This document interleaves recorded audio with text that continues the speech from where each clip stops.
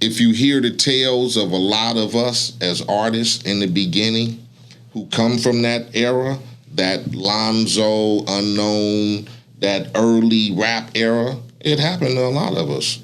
Hey, you know what? We should call that motherfucker Lonzo. You know what's funny? We're gonna say that. We're gonna say that shit for that another motherfucker. We're gonna say that motherfucker for.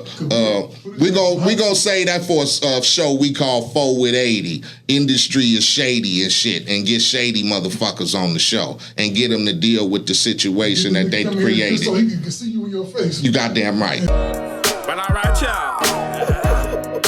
All across the USC, Compton, Watts, Bay to LA, Pomona, California, from valley to valley, we represent that killer Cali. So if you keeping it real on your side of your town, you tune in to Gangsta Chronicles. Gangsta Chronicles, we gon' tell you how it goes. If I lie, my nose will grow like Pinocchio. We gon' tell you the truth and nothing but the truth. Gangsta Chronicles, this is not your average show. You're now tuned into the real MC Eiht, Big James, and Big Stairs. This is strictly from the streets. Hello. We represent the James. Welcome to another episode of the Gangsta Chronicles podcast, and I'm with my partners. Big J. Yeah. Man, what's going on, fellas? Shit, everything, man. I see your ass back from with the motherfucking hula hoop skirts and shit. Hell yeah, I was out there chilling, man, in the beautiful Hawaii beaches. It was cool out there. I tell this motherfucker, he calls and go, yeah, man, we got to do episodes and shit. I said, nigga, ain't you on your little anniversary right now? He go, yeah, but wifey say it's coolish. I said, nigga, if you don't get your motherfucking ass off this fucking, and go get a motherfucking drink with a motherfucking pineapple and umbrella in it. Right. So the nigga posts on his page the picture with the pineapple and the umbrella. And then he got a motherfucking pack of Reese's peanut butter cups in his hand. I had to have my But what I want to know is why you didn't take your shirt off and walk the beach, Hercules. Oh, I did. I took my shirt off in there. You didn't take no pictures, though. No, but You it was. don't want nobody I'm to gonna tell see you your this. swole. Where you was at? Where you was at? Maui? Yeah, no, I was in You should Oahu.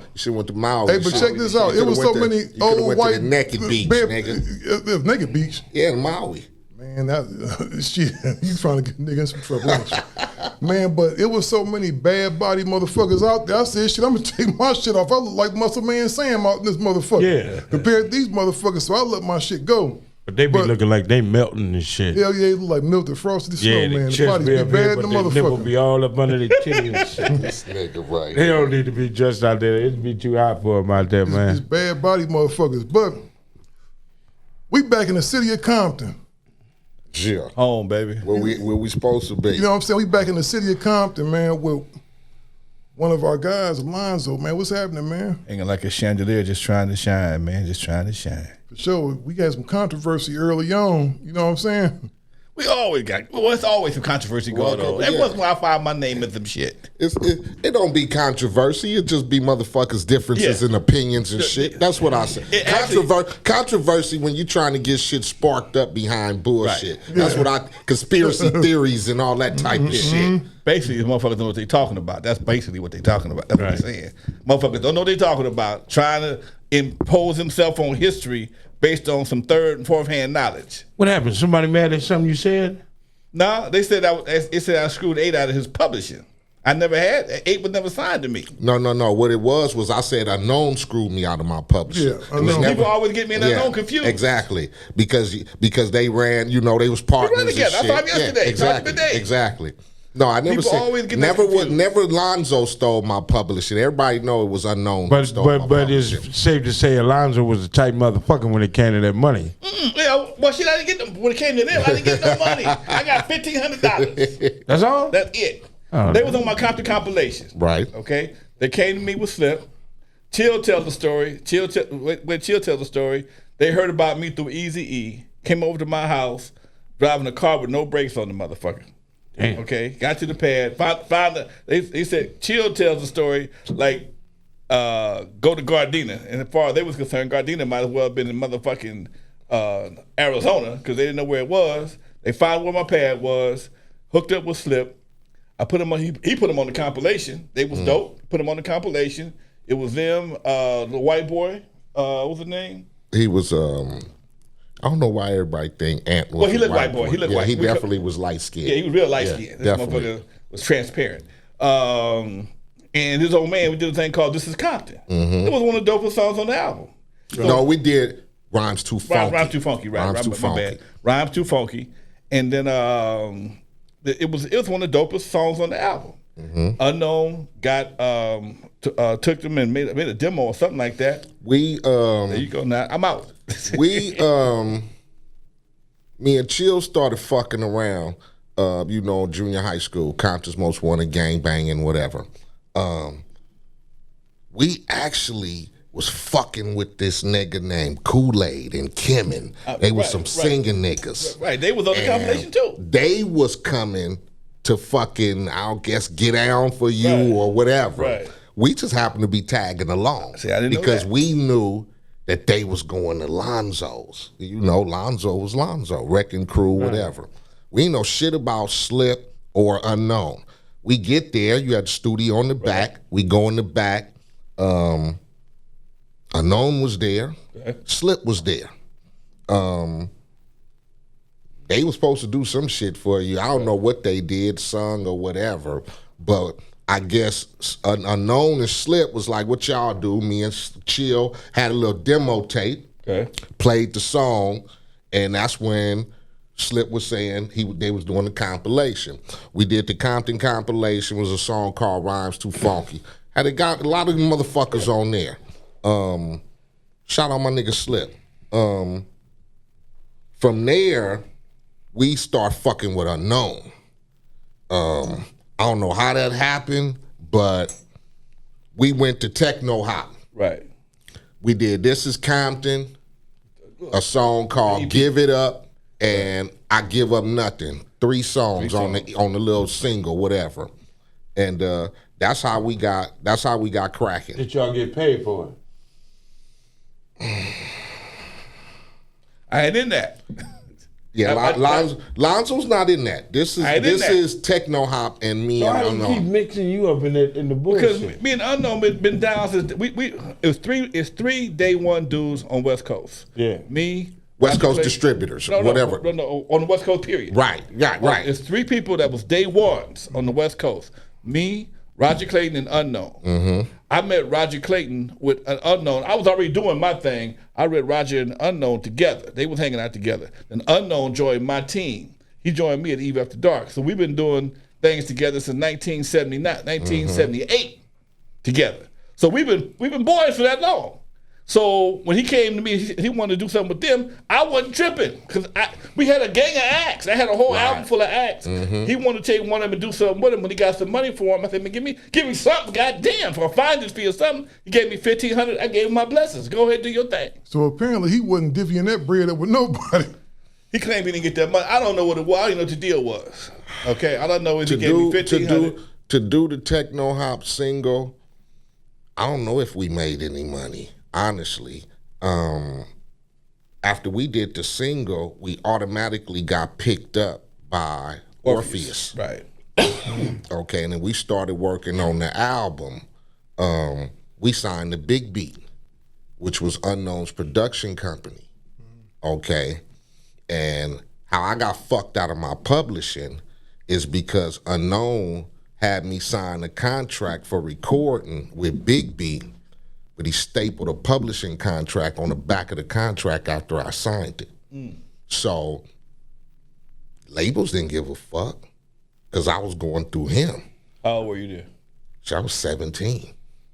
I was still living at home with moms. I signed the contract and moms didn't even know. And then they added shit to the contract after you signed it. He added a publishing contract, which means all the songs, nobody ever wrote any rap for me. I wrote every fucking rap I've ever done. But I never got paid for the shit I wrote because Unknown had his publishing company. When he slapped the contract on the back. Well known that. When he slapped the contract on the back, all the publishing for my songs that I wrote went to grandma's hands. What about the writers, though? The writers supposed to come to you no matter what. I didn't get anything. The writers still supposed to come to you. I didn't get shit. And plus, by him signing at 17, he can really technically go back right now and be like, "Hey, man." I didn't like. Let me tell you something. I was a young nigga banging from Compton. My dream was to make records. Okay. I wasn't smart enough to know shit about publishing and all that shit and writers. I got in the studio with Slip. He produced the beats. I did the raps. Unknown worked the deals. That's it. Okay. The problem what came for me was I wasn't getting no royalties. Nothing. I wasn't seeing shit. So how long Unknown to give me some bread up front. And then I didn't even know what he was getting until we fell out.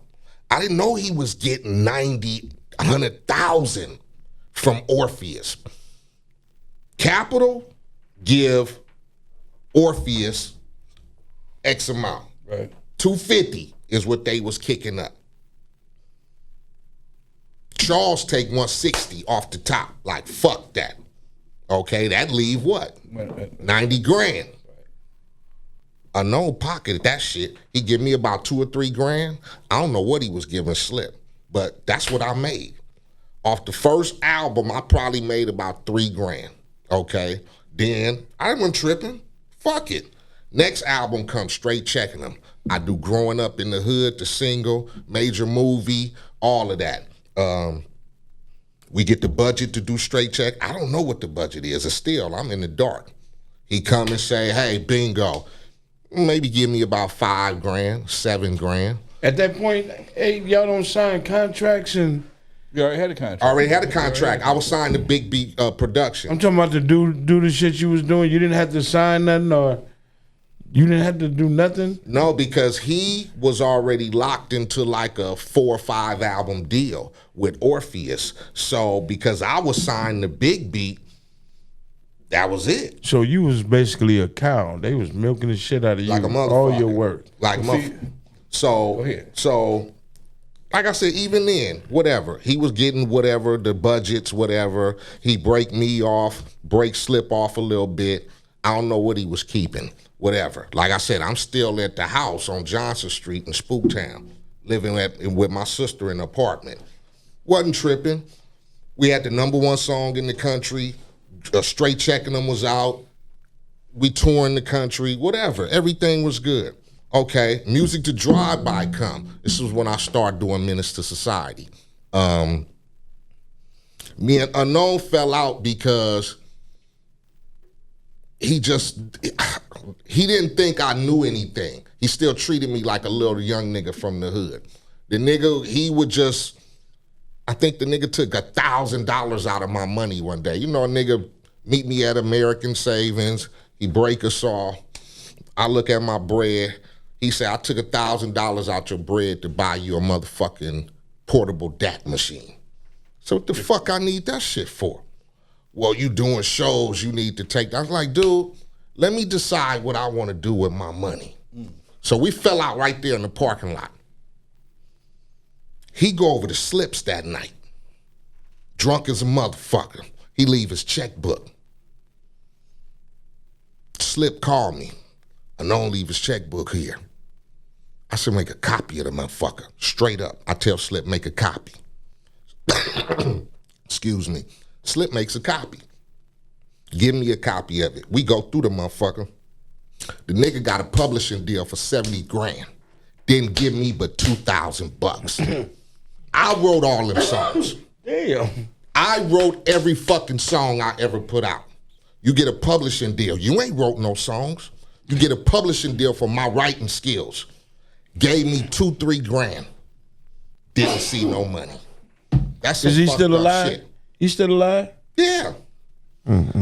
But see, my thing is, that's why I left. That's when I fucking went and got a lawyer and the shit fell apart because I get it. You get your piece because I'm signed to Big Beat, whatever. But that publishing and the writers, that's my shit. That's my shit. You get me? Nobody helped me when I was sitting up in the studio when the homie Chill went down, and I still had a 3-album deal because we moved to Epic, okay? I had to write all them fucking songs. So I'm up late night, you know what I'm saying, missing my daughter's fucking practices, and I ain't see my daughters grow up because I'm on the fucking road trying to be CMW, writing these albums, and you can't fuck me out of no money like that. You can't. That's fucked up. I'm still living in Compton, and a nigga gets 70, 80 grand for the songs I write. Wow. And you don't feel that I deserve my money for writing? You know what? It's a certain point. Like that's beyond greed. I don't know what the fuck it is. But ain't that the way it's supposed to be, Alonzo? Ain't that how they deal with this shit? You know what, man? That's the industry business. I'm one firm believer that you play your part. I was a young nigga. Unknown brought us in. Right. He put us in. I didn't say shit for 3 fucking albums. Count them 3. Okay? While I'm still driving his Suzuki Samurai and living in Compton, my nigga got a house in Encino. He got a dog worth more than the money I'm getting. Come on. He ain't lying. Unknown got a $10,000 German Shepherd, and I ain't making that in publishing money. Okay? Right. That's what I'm talking about. I don't deserve that shit. So that was my complaint. I'm over this shit now. I'm a grown-ass 50-year-old motherfucking man. You feel me? And I feel as an artist in that time, even in this time, you got to get fucked. You got to pay your dues. I believe in that. So I don't complain about shit. But at a certain time, you got to go, let's be straight up. Right. That's it. That's right. Okay, nigga, we done 3 albums, blah, blah, blah, so this how we finna cut the pie up now. You can't just keep going, fuck that, you don't deserve. Nigga, I'm 19 years old trying to write these fucking songs. But you know what's tripping me out more than anything else, because I worked in publishing. He took the niggas writers. You know, usually in the record game, the producer, whoever make the beats, yeah, and whoever write the lyrics, usually split the writers and the publishing 50-50. Yep. Okay? Like a piece of That's pie. usually how the game go. Because you got to write the music so he can write the raps. Right. So usually the producer of the music and the writer of the words 50-50. 50-50. That's how it goes. It depends on, you also got different type of splits depending on who did what over here, who did what over there. Because see, that's the part that people, that's the part of the game that they don't teach your ass. They don't want you to know about that part of the game. They almost got me, but they didn't get me because I had a coach coming into the game. So when I came into the game, it was a whole different situation. I had a coach coming in, so I learned about publishing before they fucked me. Mm-hmm. Okay. I didn't understand it for a long time because you tell me I got a whole writer share and a whole publisher share. They equal, but they separate. Uh-huh. See, what it is, it's like this the easiest way I explain to people. It's like you got a pie, right? Right. Mm-hmm. You split that pie down the middle. Right. Then you got to, you really getting like a fourth or something. Technically. You feel what I'm saying? You really getting like a fourth. It's like a piece of pie. You got this, you split this right, you split that. What happens is, though, you get some people that get greedy. Right. And they come in and they want to take this right here and just leave somebody with a little, you know what I'm saying? You know, if somebody eat up all the pie and just not to be an asshole, they'll leave a little slither and some shit up in that motherfucker. That's how the shit is. Well, you know what? Also, here's the nature of the beast, which is really fucked up, is that they take advantage of the youngsters. Mm-hmm. Okay, the youngsters come in, they're hungry. $2 grand is a lot of money back then. You're goddamn right. A lot of money in some niggas right now. James, when you on the block, where we came from, and a nigga hand you $2-3 grand. You got a new beeper? Man, please. New Jerry I got me some khakis and shit, a couple of motherfucking pair of Cortez, pack of fresh white tees, and I got the Suzuki. Nigga, you got to be kidding me. And nigga, I'm dog balling like a motherfucker. But the cold part about it is, that's been the game. That's been the game since records was round. That's been the game since records was round. But you know what? You would think, though, Alonzo, that brothers saw the bullshit that they went through, and they turn around and sign motherfuckers and do the same damn shit to somebody else. Here's the fucked up part, James. I was doing seminars on fucking Facebook during the COVID shit. Motherfuckers don't tune in. They don't give a fuck about that shit. They don't give a fuck about it till it's too late. No. You can't tell a motherfucker that's famous at 18, he needed to slow down and get his business right. Perfect example, Blueface. Blueface went on the Breakfast Club. Charlamagne the God asked him. He says, "Hey man, you got your business straight? Oh man, I don't worry about that. My people take care of all that." Okay? Mm-hmm. So you got a situation where a cat don't care. He don't know, he don't care. As long as he getting some pussy, some money, and some drugs. As long as he stay high for, long enough to do what he going to do, all of a sudden he come down and he realize this shit ain't right. That's too late now. Us youngsters coming from that environment, I mean, like I said, my dream was to motherfucking put on a fat dookie rope and ride in a limousine. Like Biggie told you.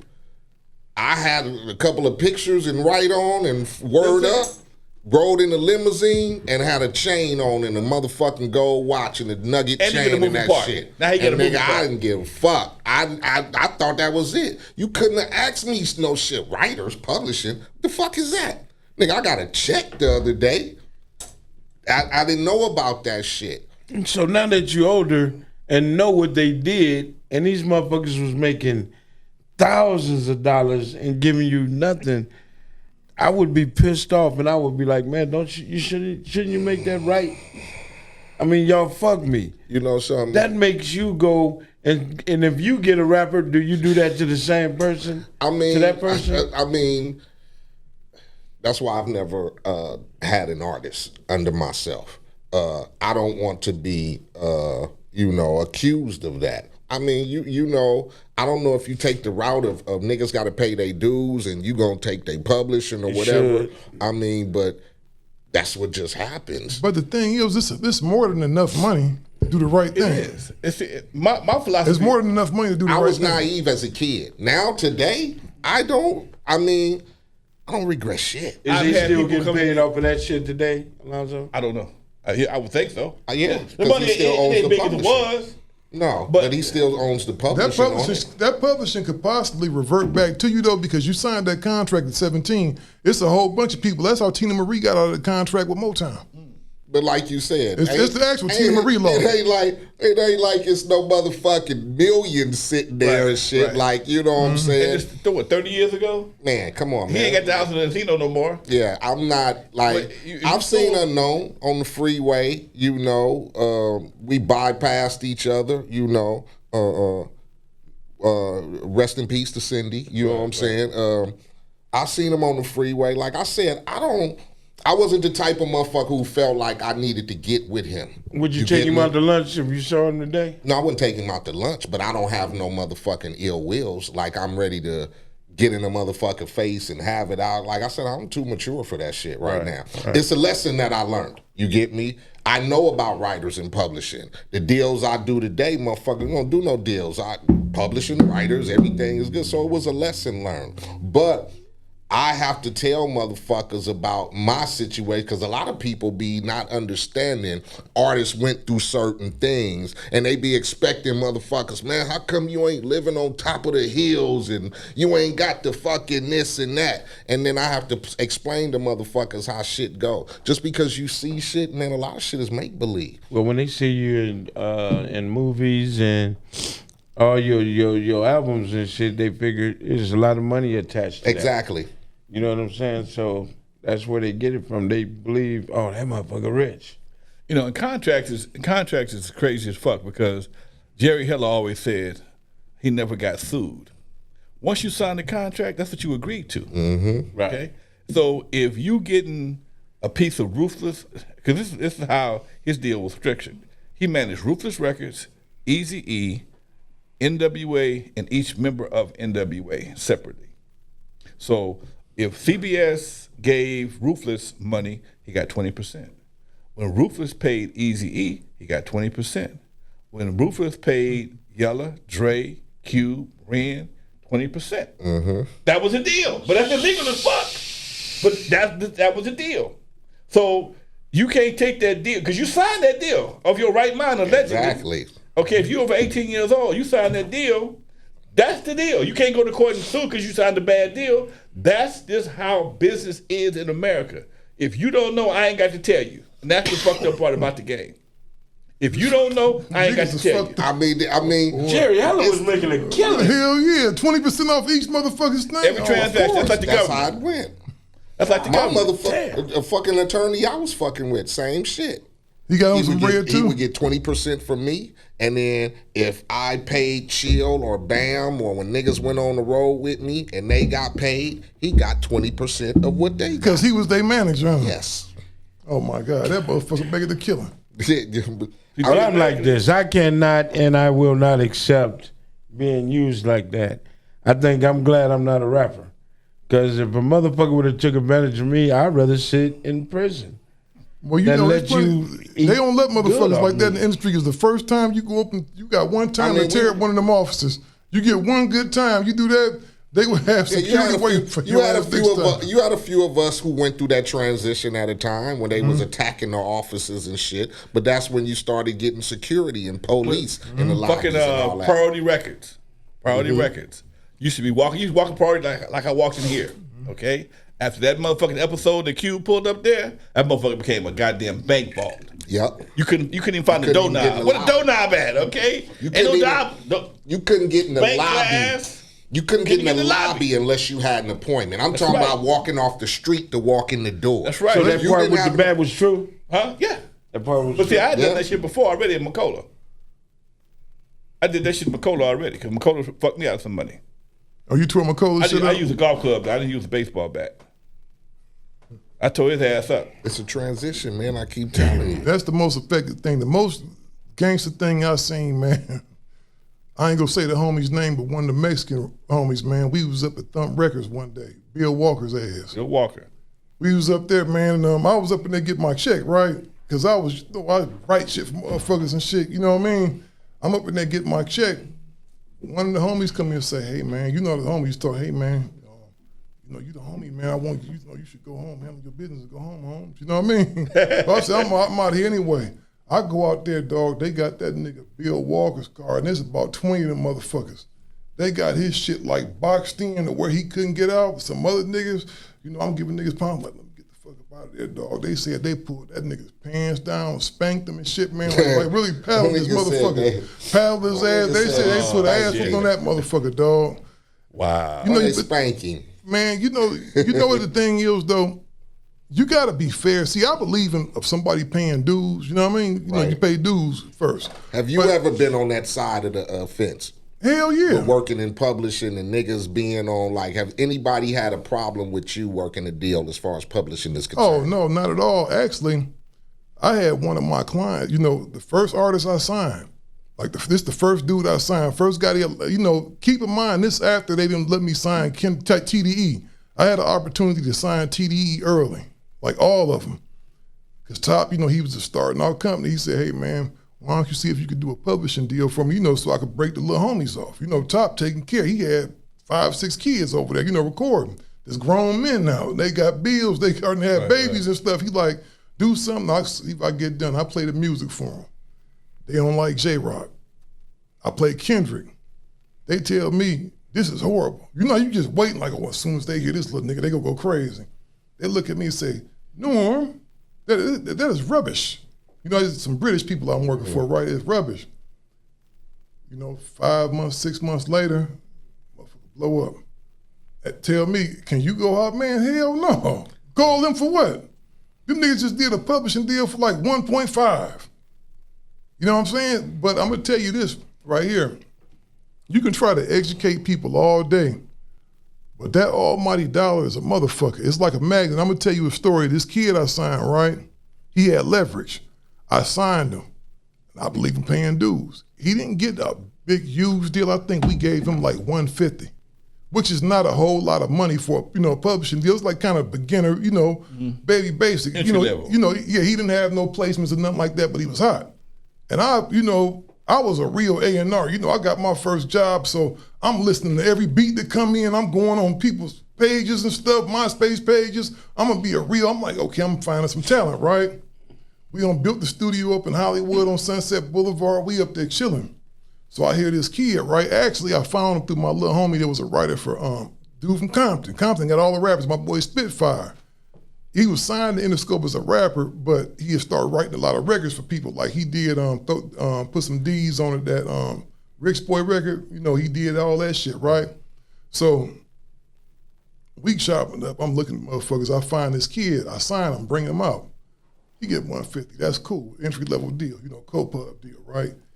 They have in there that they want to do it in perpetuity. I tell them I put some game in this here. I say, man, tell them everything's straight, but tell them to take this part out. So when he go to the house, you know, they talking to him. He like, I like everything cool. My attorney told me I should take this out. They said, oh, well, what's the problem? We can give you some more money. That little nigga said, okay. Just this everything I told them, okay. They just changed this, you know, turn a 2 into a 5. You know, $3,000 to $4,000 more. It wasn't that much money, right? I ain't gonna say this publishing company's name because they some litigious motherfuckers. You know what I'm saying? You know, they sue the shit out of a motherfucker. But, so, whatever. He a young nigga. I chop it up. He out in California chilling. So, he got this beat that's like, you know how you hear them one beat and you know that's the one? Mm-hmm. He played this one track and I said, got it.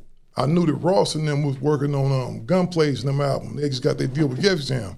So I sent the song over to my man Jeter. Jeter like, this shit is hot. I like it. You know what I'm saying? 1 week go by, 2 weeks go by, 3 weeks go by, I don't hear nothing. He goes home to Texas for the holidays. He records the record with his homeboy that's at home that's a rapper. He back at home from school, they record the record. They start playing the record. The record getting, like, start off in the clubs down there. Then they start playing it on the little radio station down there in Texas, right? This going for about 3 or 4 months. There's some little local ghetto fame going on with it. You know, the kid is doing shows and stuff, right? Now, I'm gonna tell you some crazy shit. When you got a hit record, it ain't never over with.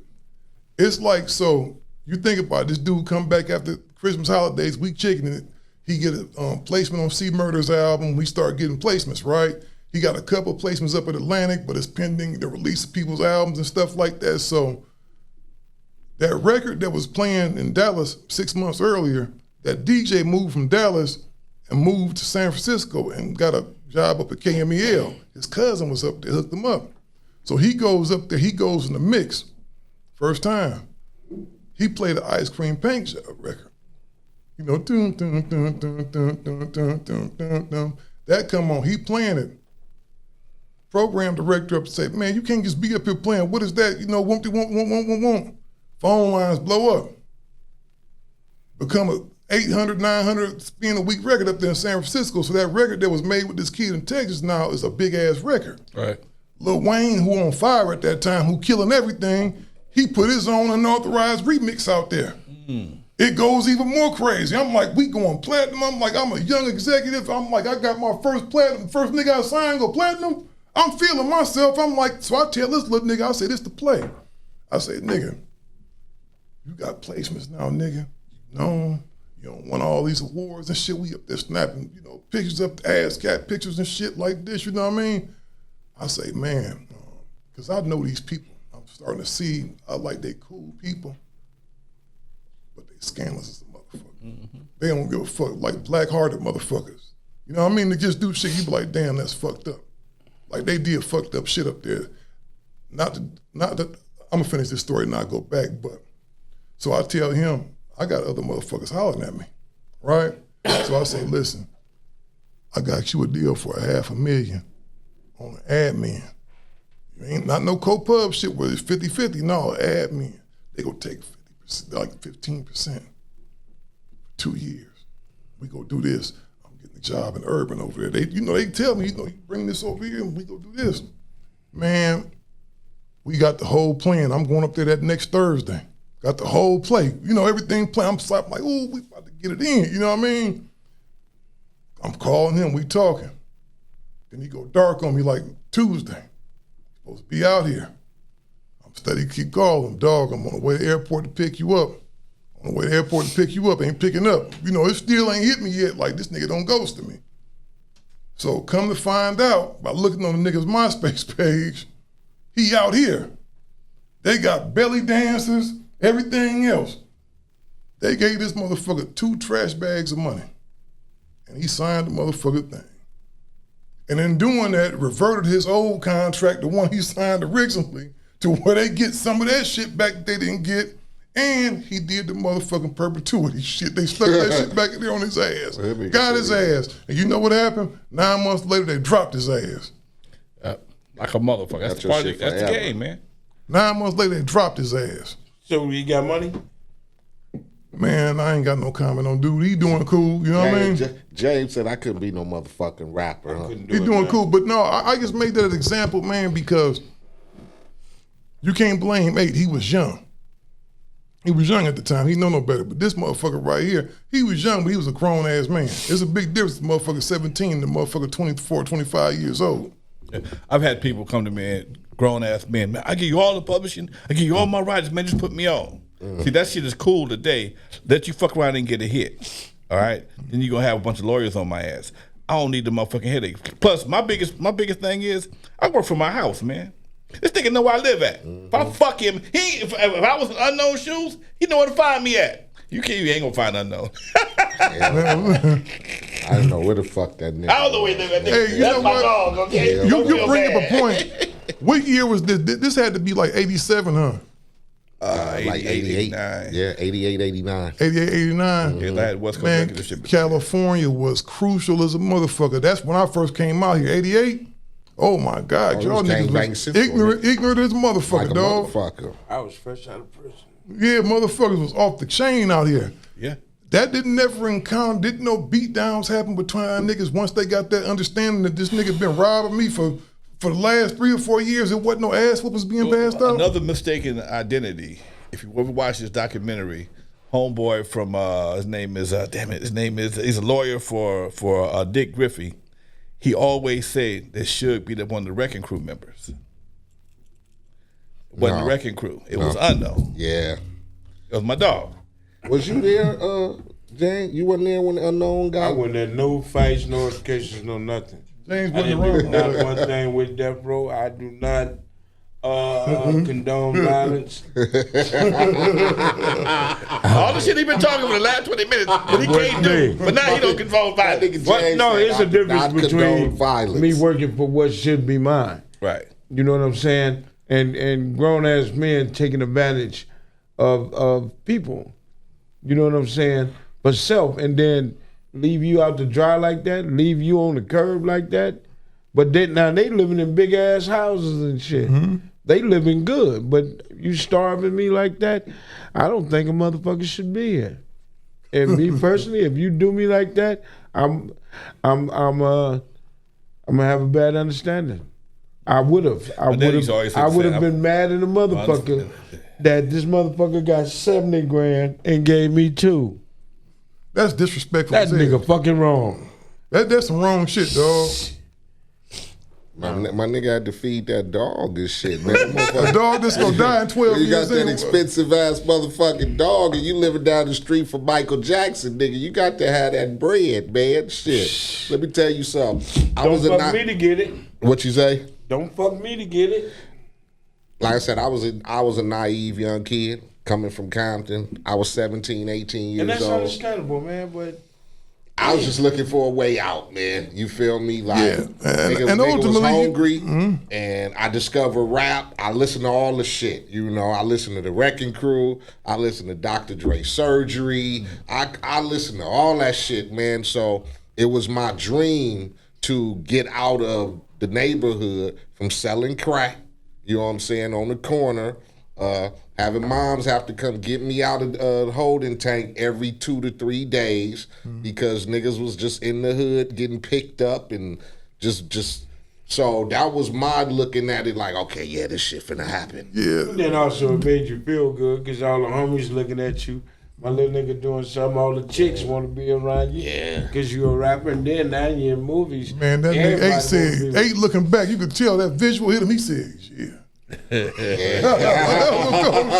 My nigga talked back, said, yeah, it was lovely. I feel you, my nigga. As bad as it sounds, it had its good points. Okay? Hey, you leave me hanging, man? As bad as it sounds, it had its good points. It had good points like a motherfucker. Shit, it had benefits and all kind of shit. You pay your dues, man. Like I said, I don't trade it for nothing, man. And McCullough filed bankruptcy on me $400,000. Nigga talking about a sting? The Turn so you don't have to pay you. The Turn Off the Lights album, Turn Off the Lights in the Fast Lane album.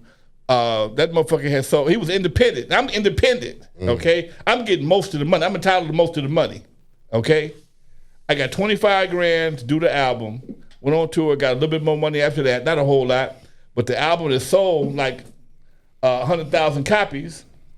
He got in bed with some people, some other kind of gangsters, some soprano motherfuckers. He got in bed with soprano motherfuckers, and they did him just like they did in the motherfucking movie. Okay, when they burned down home, not Sopranos, but Goodfellas. When Goodfellas, they burned up, they got in, the homeboy got in the restaurant business and sold all the shit. Same fucking shit. Fuck you, pay me. Fuck you, pay me. And when they got through, that motherfucker had to file bankruptcy, sell all his shit, and he couldn't pay nobody, including my black ass. He filed bankruptcy on me, $400,000 plus. Damn. Yeah, you know what? Can you say, because you've been in the record business longer than me, can you say that regardless of color, record business has always been fucked up? Record business is run by motherfucking suit and tie gangsters, for real. Understand this. When you get a record deal, man, you walk into the deal, you own 100% of everything. When you walk out, nigga, you only own 10%. Nothing. If anything. You walk into a record right now. Any artist that walks into a record deal, you walk into the office, when you go, before you sign that contract, you own 100% your publishing, your masters, everything. When you walk out, if you got 15%, you a bad motherfucker. And you happy too. How many rappers today you know of that went around all of that didn't have to fuck with that inner circle and got rich? Most of the ones that did was like James Brown and we talking about James Brown did his own shit. Curtis Mayfield, another brother, the one they killed in the motel. Damn it, I can't Sam Cooke. Mm-hmm. Sam Cooke was trying to educate blacks. That's why they killed Sam Cooke. Sam Cooke was like, hey man, this is what's happening. Fuck this over here. Come over here with me and do this right here. Right. James Brown took advantage of that shit. Most cats like, fuck that. I'm gonna keep let these white folks get to handle my money. James Brown, Sam Cooke. Curtis Mayfield, the Ozzy brothers, them boys been bad since the 50s. They was signed to Motown. Any rappers? Like, no. We ain't doing this no more. We got our own label, T-Neck, and ain't nobody on T-Neck but the Ozzy brothers. That was okay. Getting their money. Damn. Ain't nobody on T-Neck but Ozzy brothers. So they understand. They got the game real quick. So, but the game is so cold. Even if you get the game, you gotta have your label. You gotta have distribution. See, that's why we formed our first distribution company back in '89. The Compton compilation was on my distribution company, West Coast Record Distributors.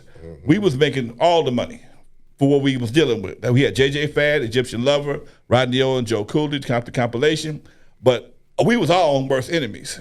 You got 4 young niggas that's crazy, egotistical. I got a hot record. Egypt got a hot record. Rudy got a hot record. All y'all had hot records. All of them had so what happened? That's what made it work. That's what made it work. Egos. 1 week, Egypt's record is selling. Another week, Rudy's record is selling. Instead of us working as a collective, everybody was working as 4 individuals in the same damn room, in the same damn business. So when money came in, we were supposed to put take off the top 15% to run the business. And if Norm's money came in first, Norm said, "But fuck that! I ain't give 15% of my money right here. It's gonna be, I don't know, 15,000. I ain't giving you niggas 15,000." And you cut it short. So now we gotta write checks to pay motherfucking rent, phone bills, and employees instead of you doing what you're supposed to do. So it just got to the point shit got raggedy, and then one person was actually going to the pressing plant and pressing more records than they were supposed to on the account. We had a collective account of $100,000. So when it came time to get paid from certain people, we had to pay the pressing first. So the pressing money came up the top, and the last album that came out was the Compton compilation. So we got caught up, the Compton compilation got caught up in the mix between the fucking, the pressing plant and our distributor, and we didn't get no money.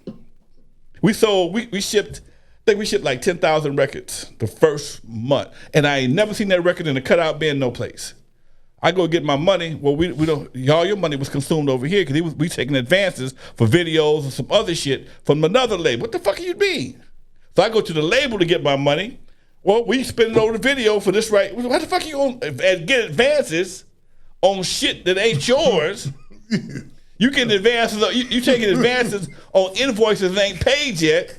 So when it comes time to pay the invoice, This shit so scandalous, niggas, I'm telling you, man. I'm telling you, This shit so scandalous, this dog, motherfucking man. business is crazy as a So motherfucker. we man. sitting here. I'm sitting here. I gotta go tell these niggas, man, the money fucked up. They looking at me like I got 15 motherfuckers looking at me crazy as fuck. Nigga, I'm talking about. And that's what I'm saying. Niggas will look at you like, man, where the cheese at, where the nigga? The industry needed Suge Knight. Because you go to That's every, what I'm saying, you go to James. every They needed motherfucking swap Suge meeting, Knight. warehouse records or shit whatever, is. and You know nigga, what? the compilations was gone. I'm gonna tell you, James just said the industry needed Suge Knight. Rest in peace, Andre Harrell. These words are my own. They reflect no opinion of my brothers over here, nobody in this room.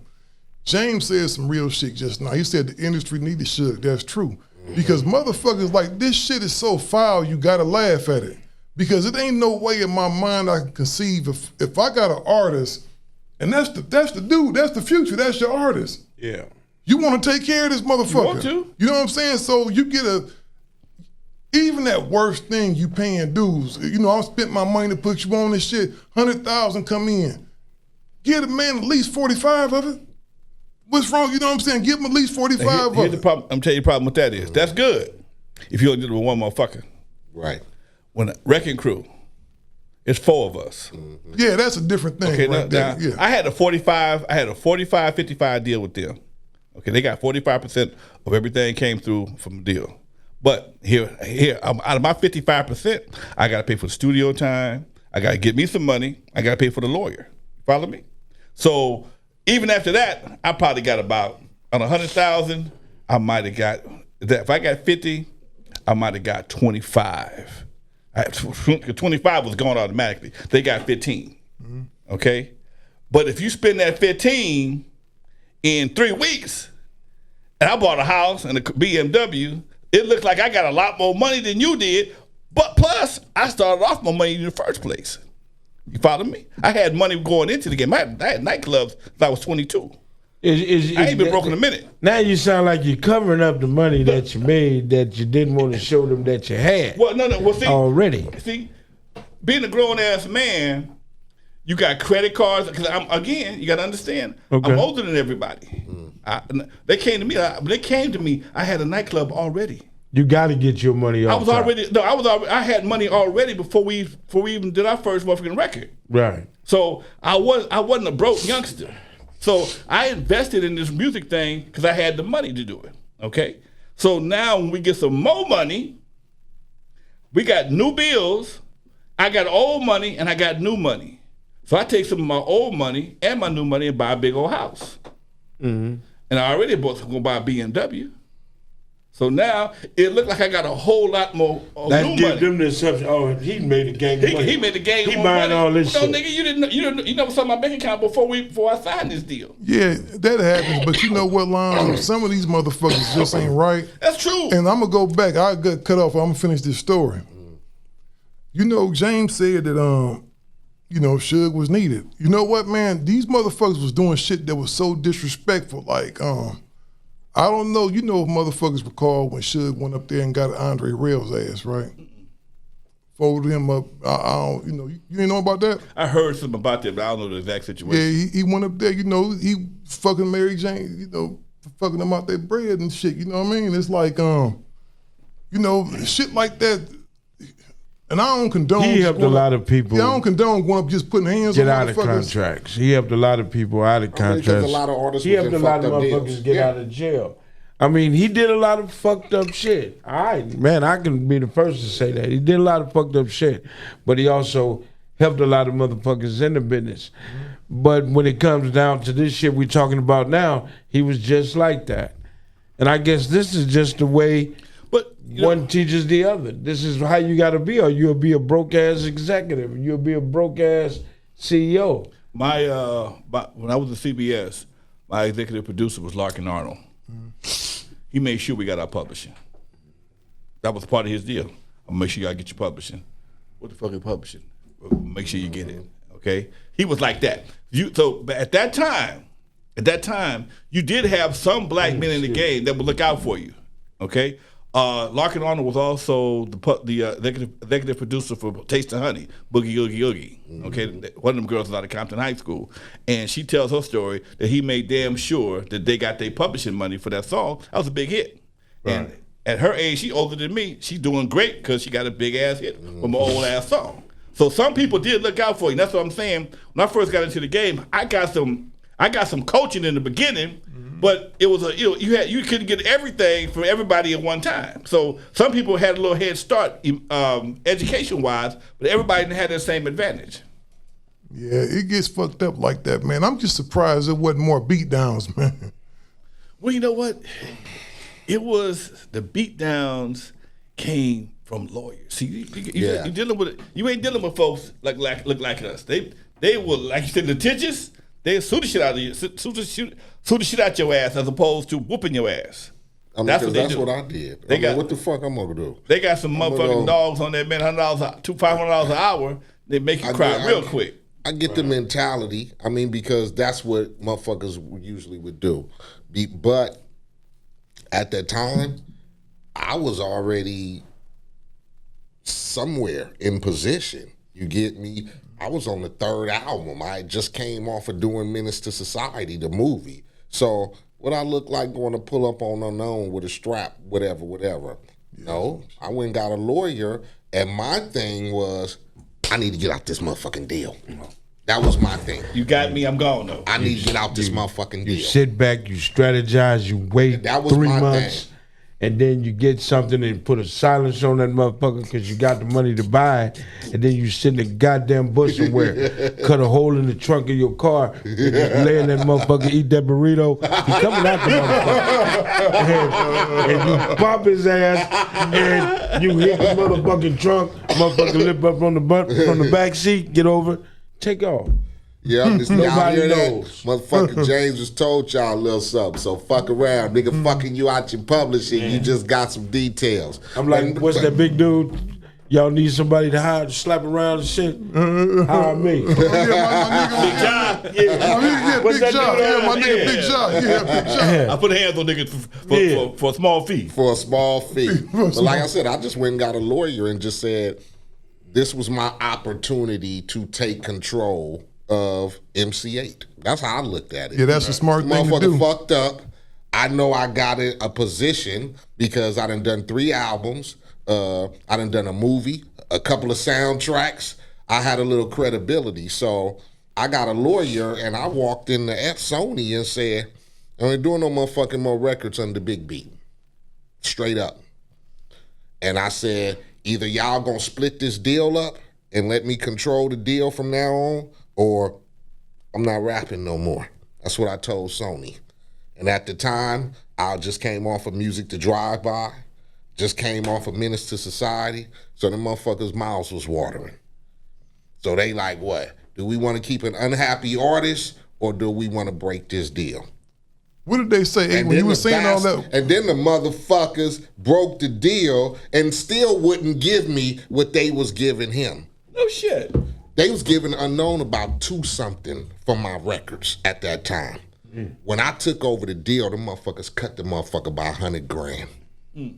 They didn't want to give me that 2-something. So I think they gave me $180 to do the next record. Yeah. You think they probably still try to slip Unknown something in the back door? No. Because it don't make sense. The deal was through Big Beat, and we had done what? Shit. I did 2 albums over there under Big Beat, under Epic. Okay. And I think I only had 1 record left. And then I guess they was just like, we want to keep dealing with Eiht. You know what I'm saying? Unknown wasn't really doing shit at the time. Slip was doing mostly the production. I think Unknown probably was doing maybe 2 beats out of my whole projects. So you had one album left when you re-signed with them, right? When I re-signed with under my own shit, yeah, I think I had 1 more record left. That's probably why they didn't want to give you no whole bunch of money. They probably was like, this motherfucker probably mad already and go bounce. Right. Yeah, but I re-signed and I ended up doing what? 1, 2, I ended up doing 3 more records for Epic, for Sony. So in the end, you know, everything that I wanted to accomplish, you get me? I moved out of Compton. I moved to Corona. I've been there ever since. You get me? My kids got a chance to experience different shit. Nigga, I done been around the motherfucking world like 2-3 times. That's the price of admission. I said so. I tell people, it was a fucked up situation for me to go through as a young kid, but a lot of us had to go through some fucked up shit. Hey man, when was the last time you had a job? Shit, since I started rapping. Okay. Yeah. You know, I'm not justifying that, but when you ask somebody who's even though I look at my shit as a job, yeah, a lot of people say that, you know, it's a job, but I look at it as a job because I have to stay out late hours, you know, in the studio creating. I miss a lot of family time because I got to go on the road, even though, and I'm not one of those niggas, and anybody will tell you, I've never been the fame nigga. Like, niggas don't see me out. I didn't never do that. Once I moved to Corona and got the house and all that shit, I would stay at home unless I had to go out and do something. As far as record shit is concerned, I didn't want to be out, you know, at the clubs and whatever. I was a nigga that came from our era who saw a lot. So I just felt it was better for me to just stay indoors and not make myself accessible to a lot of motherfuckers. Stay away from the so, but it's been ups and downs. It ain't always been great. Right. It's been struggles. You know what I'm saying? And then you get to a point in your motherfucking life when you're dealing with this hip-hop shit or this music shit where shit goes like this and then it just goes like this. Right. You get me? And once you get to that point where, like, you know, you hit your cruising altitude and it ain't no turbulence and shit like that, I'm great with that. You don't give a fuck. I don't give a fuck if I'm selling 1 million records still and whatever. I still get paid. You know, I collect my publishing on shit that's important to me. And I do shit I like to do. You get me? Fuck it. I ain't gotta wake up in the morning and punch no clock. Not that that's bad, because we need normal motherfuckers. I tell niggas every time, everybody can't be no motherfucking rapper. Everybody can't do that. Everybody can't be no label owner, producer. We gotta have niggas who cut the grass, pick up the trash, and motherfucking water the grass. You get me? So it's gotta be some normal motherfuckers. Unfortunately for me, I got the gift to write music about what was going on in the city of Compton when I was growing up. That's what I said. Not unfortunate. It was fortunate that I was able to be involved in gangs and affiliated and saw the stresses of mama struggling and a daddy, you know, who was getting high and been a single parent and then the niggas on the corner. And so I was able to take that and put it in the music to where motherfuckers, you know, to this day go, hey, MC Eiht. So... Got your respect. You know, I wanted to ask you something here. You know, we talk about the violence of California in '88, but we just had, like, you know, in this social media area, it's almost more dangerous. You know, you had the rapper Indian Red Boy, you know, who was out there broadcasting. I guess that was the thing. He was out there dissing Nipsey. Because you had my homeboy's son, actually. I found out my homeboy Osby's son. It happened to another kid, you know, maybe 6 months ago, that was just going online dissing people. Right in Lakewood. Yeah, in Lakewood, you know, he got killed. This other kid, you know, recently, he on Instagram, they come up and shoot him in his head. James actually told me about it when I came back home. I saw the video. Yeah. I think everybody's done seen a clip of the video by now. For one, these guys got to understand, man, these guys don't have no respect whatsoever for the cats that's walking next to them. They don't have no respect for the dead, period. And back in the days, we had respect for the dead. But don't get it twisted. Back in the days, niggas' funerals was getting shot up. You know what I'm saying? And shit. But the caskets. Today, you know, I think you put a cap on certain shit, and then it's like a no-no. You know what I'm saying? Here, this guy was loved by a lot of motherfuckers, and then here you stand here, and you just like, yeah, I'm the motherfucker that did it. You just like pouring salt on all of this all the pain. You know what I'm saying? Asking for ass whooping. Always, You know, and you don't gotta do that. You Right. ain't, but what the fuck is you gonna get out of doing that to Nipsey shit? but you can't tell them nothing though, man. No, that's what I'm saying. They don't have no respect, and then they out here. Social media is fucking these dudes up. Fucking really. them up big time. Fucking them up because they got somewhere to go and other people across town can see them. It was a goddamn shame to see how it happened, but keeping it 100, that's how it happens. Yeah. If somebody want to get you, they gonna get you. It's unfortunate that they can get you by this damn phone right here. A rumor had the homeboy was set up by a girl too. They gonna put a gang of rumors out. Yeah. Every motherfucking body's death got a rumor to it. There's a rumor that who was in the car. It was a rumor who said where I was at. So it's gonna be rumors. The whole thing is the brother gone, That's true. but the little dude, he didn't have no respect for nothing, for life. Period.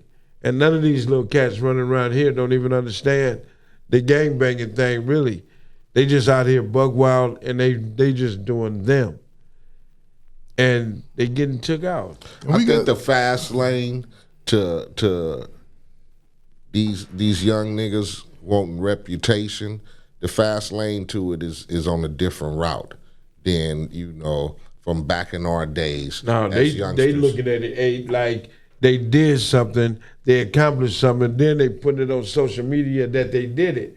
But then if the cameras allowed me to take my phone in the court, when this motherfucker going to court, you'll see them crying, standing there when they get that 35, that 45 to life.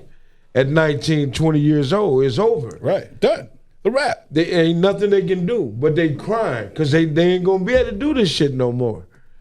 They And big then on publicity. you're sitting on the bunk talking about you wish you wouldn't have woke up that day. You should have stayed in the house and all that other shit. Now it's too late. But you can't go outside because you got so many motherfuckers that know your damn face, know who you are, is gonna get you if they see you. And did y'all hear about what they did to the kid in Chicago? The KTS Dre dude.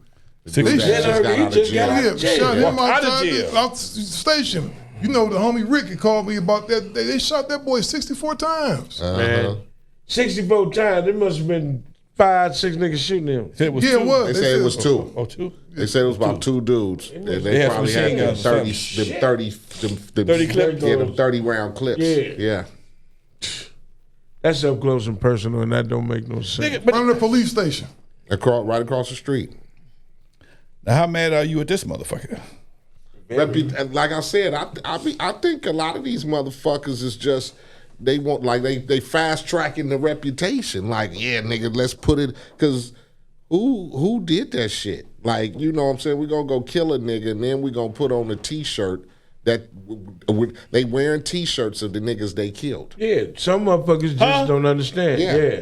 That's what they doing now. I heard that's going on right now in the city. That San Bernardino gig. Yeah. They put you on the t-shirt. I heard that's going. going down in the city right now. Like Yeah. niggas are getting killed, and the niggas who are killing them are wearing T-shirts with the niggas they killed on them. Man, can you imagine? That's disrespectful. Can you imagine? Yeah, that's the Chicago shit. And now it's transitioning over here to the West Coast because they making the shit popular over here in Chi-Town. Here's another problem you got though. You got Biden talking to the folks in Chicago. Now Biden is the same motherfucker back in 1994 that was passed that crime bill. Everybody was talking shit about the crime bill in 1994. Now I'm not justifying what they did, but you know, 1994 the streets was hot in a motherfucker. Yeah. Okay. Oh, go ahead. So, like that comedian say, the Mexicans got on boots. Okay, you heard the comedian talking about he in jail and Mexicans got on boots. Well, goddamn it, these motherfuckers are getting tired of people dying 30, 40 at a time. So you got people, you got the government finna make some moves to to stop this shit. And when they start doing it, they come in heavy handed, and they're coming with flowers and shit. They come in with some more heavy handed shit, just like they did in 1994. Cause you can't keep doing this. Chicago is just a city. Chicago's a small city in Illinois. Illinois is mostly motherfucking wilderness and shit for the most part. Chicago is just a city in there, and you can't have this kind of shit going on for a long period of time and nobody gonna do nothing about it. It ain't gonna work like that. You gotta look at it, man. All these brothers killing each other. I don't know what the fuck they putting in this water. I don't know how good this pussy is that making motherfuckers feel the way they do.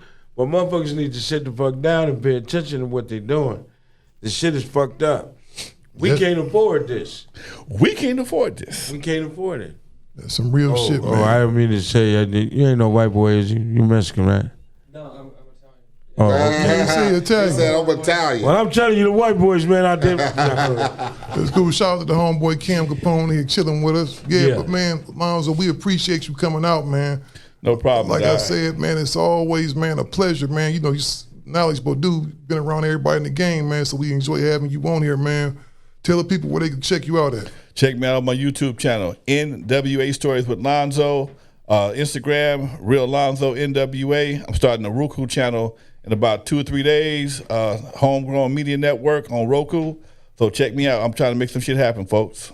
You still at the club? I'm right now. I'm over at. I leave after dark. I'm in Bellflower now at the French Quarters. I rock that on Saturday nights for the old school. So if you want to get your old school groove on, you want to twerk, you got to go someplace else. We cha-cha over here. Oh, you over there with the homie? That's Ernest. Ernie, Ernie the homie. That's the homie. Shout out to Ernie. You know what I mean? We over there cha-cha and getting our grown folk two-step grown folks chilling. Yeah. We were supposed to do a live event there 2 years when we first for a live event. Some dude called in, some hater ass nigga talk about he gonna shoot the club up, man. Bullshit. I ain't playing. I told him you should have let him come. But you know what happened?